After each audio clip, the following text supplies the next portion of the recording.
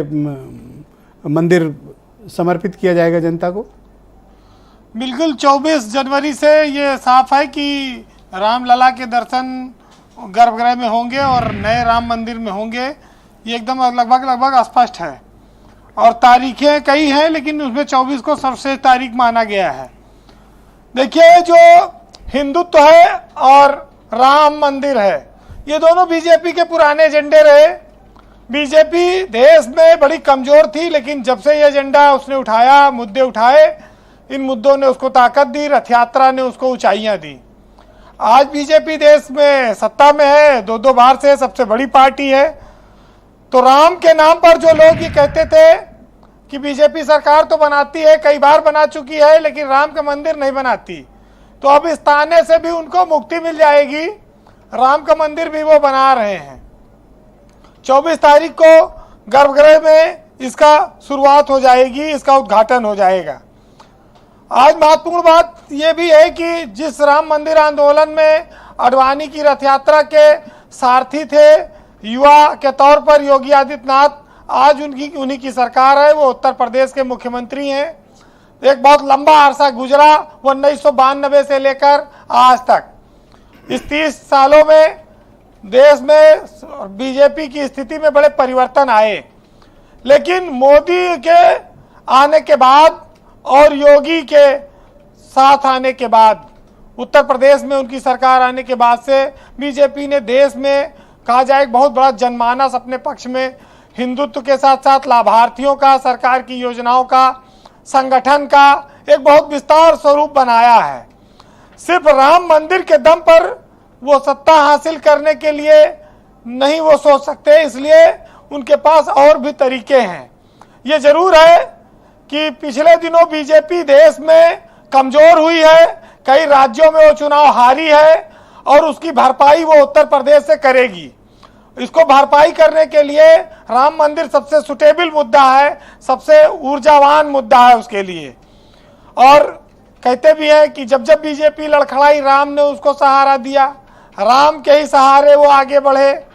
तो आज वही एक परीक्षा का मौका फिर आने वाला है, 2024 का चुनाव, और फिर उसको उसी ऊर्जा की जरूरत है और राम के सहारे की जरूरत है।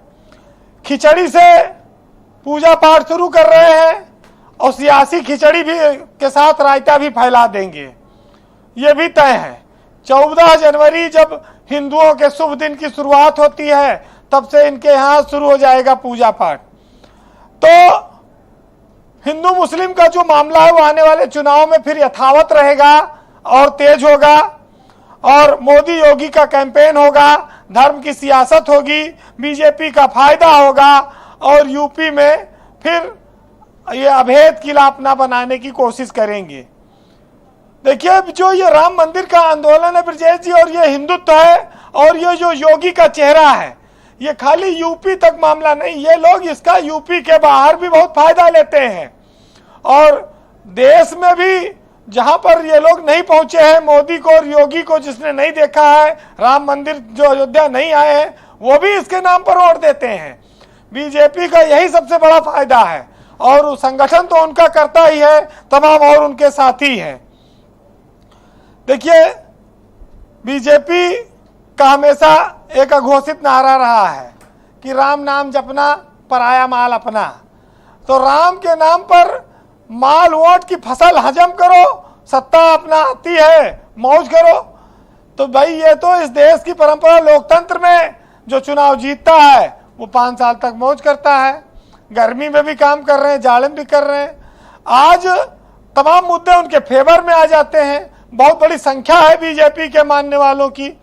तो उनसे लड़ने के लिए पहली चीज तो संगठन बनाए, दूसरी चीज कि भाई इतने संसाधन हो, तीसरा इतना बड़ा जनमानस हो। तो अभी तो यूपी से तो बीजेपी को बड़ी उम्मीदें हैं। देखिए, वकार साहब ने बहुत सारी बातें कही, मैं मानता हूं कि वकार साहब एक अच्छे आदमी हैं, लेकिन एक गलत पार्टी में है। गलत पार्टी इस दृष्टिकोण से कि उत्तर प्रदेश में उसका कोई ज्यादा वजूद नहीं है। अगर ये यहाँ चुनाव लड़ेंगे तो माना जाएगा कि बीजेपी के लिए लड़ रहे हैं, क्योंकि मुसलमानों को वोट काटेंगे, बीजेपी फायदा होगा।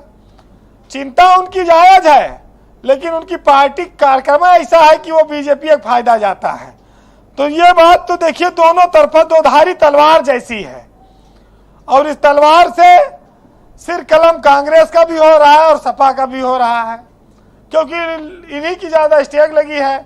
मायावती का हाथी ने कहा कि भाई हम ज्यादा चलने फिरने की स्थिति में है नहीं, चारे की कमी है, हरा चारा के बिना आगे बढ़ा नहीं जा सकता। अरे ऐसा नहीं है, कमी नहीं है तो वो मामला वहीं पर रुक गया। लेकिन जिस देश में गंगा जमुनी तहजीब का महत्व हो, वहां पर धर्म अपनी जगह है, लेकिन इंसानियत उससे भी बड़ी हो जाती है, मानवता उससे भी आगे है। जी वीरेंद्र, और हम लोग कहते हैं कि यदि अगर मन में बैर है तो मंदिर और मस्जिद जाना सब बेकार है। ये सिर्फ जाना वहां पर एक सैर की तरह आप उसको देखिए, क्योंकि मन में भेद नहीं रहना चाहिए। लेकिन उसके साथ साथ इस बात की भी सच्चाई है कि जिस भगवान श्री राम के आने पर पूरे देश में, दुनिया में, लोगों के घरों में दिए जलते हैं, जब वो वनवास काट कर आए थे, कितना दुर्भाग्य की बात है कि उनके अपने लिए खुद का एक घर नहीं है। उस घर को बना रहे हैं, उस घर को अयोध्या में बनाया जा रहा है, उस मंदिर को बनाया जा रहा है। तो इसमें स्वागत है, सारी पार्टियां स्वागत करती हैं, ऐसा कुछ नहीं है। लेकिन ये कलयुग है, ये त्रेता युग नहीं है। यहाँ खुराफातियों का जमाना है। ये कब क्या करें, वोट की खातिर कौन क्या कर दे, कहाँ किसका इस्तेमाल करे, ये बड़ी विचित्रता है राजनीतिक दलों में। बहरहाल एक सज्जन ने कहा, लिखा है कि हे राम, कहाँ यह समय, कहाँ तुम्हारा त्रेता युग, और कहाँ तुम मर्यादा पुरुषोत्तम, और कहाँ ये नेता युग।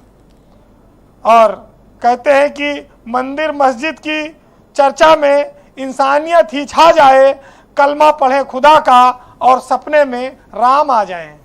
बहुत शुक्रिया वीरेंद्र जी, बहुत बहुत धन्यवाद आपका हमारे साथ जुड़ने और ग्राउंड जीरो से अपनी ओपिनियन बनाने के लिए।